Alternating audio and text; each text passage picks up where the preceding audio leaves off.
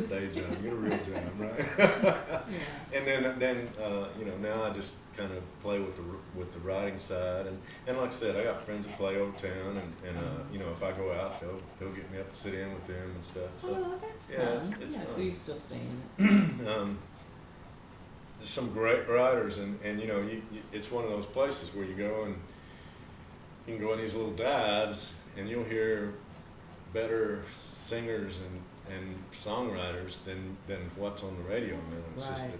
that they just didn't, Right. you know, right place, right time, right? Is what Right. they say.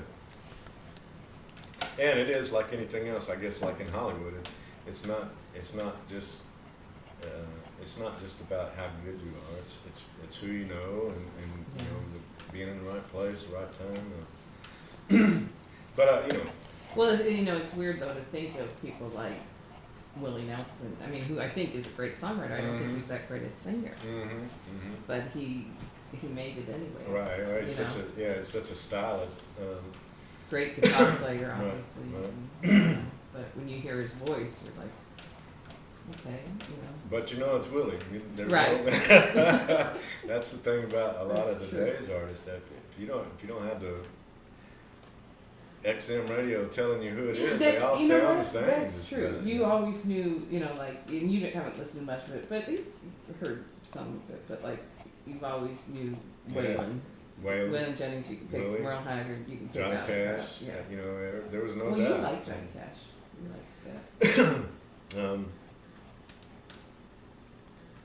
But it's, you know, it's still fun. I still enjoy But it's being funny there. Obviously. for you to talk about like Faron and Husky. I can still see my dad's albums with Uh-huh. really, you know, people that Yeah. nowadays you never hear about anymore. I think Yeah. it was it Faron and Husky? Was that Faron Husky and Faron Young. Faron Young? Yeah. Yes. I like Faron Husky. He had that song called "Gone." Since you gone, the moon, the stars. I don't know it all, but I was a big Faron Young fan, and you know, another one of the stories. A roommate. After I had been there very long, I met this guy named Ken Forsythe. We became friends and roommates, and he worked the day shift.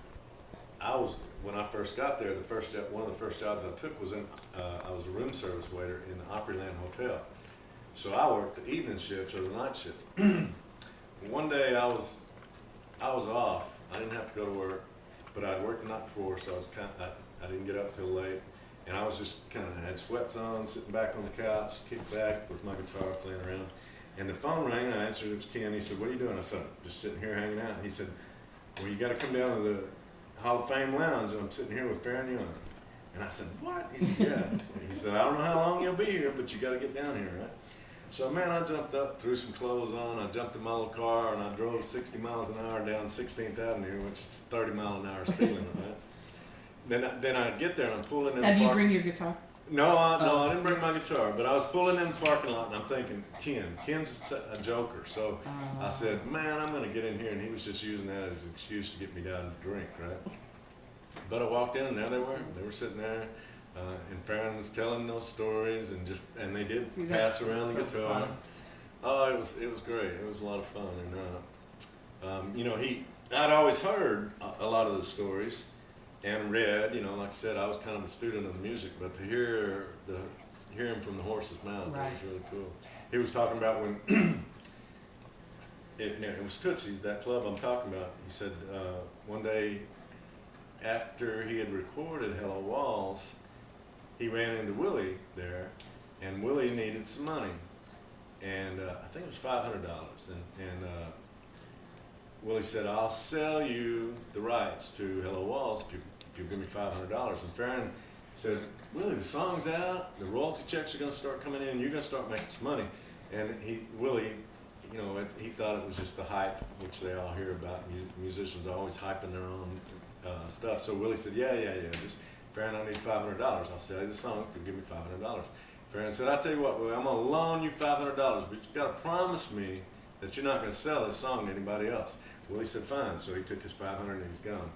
And then Faron said probably about 6 weeks later, he was sitting in Tootsie's, and this arm came around his neck and said, jerked me back, and Willie Nelson French kissed me right on the mouth. because he got his royalty Royalty check check. for about $38,000, right? That he would have said. So, But I think didn't that happen a lot back Oh when? yeah. I mean, probably earlier than that, but I think Yeah. a lot of Yeah. writers really sold just themselves sold the short. song. That's right. And actually.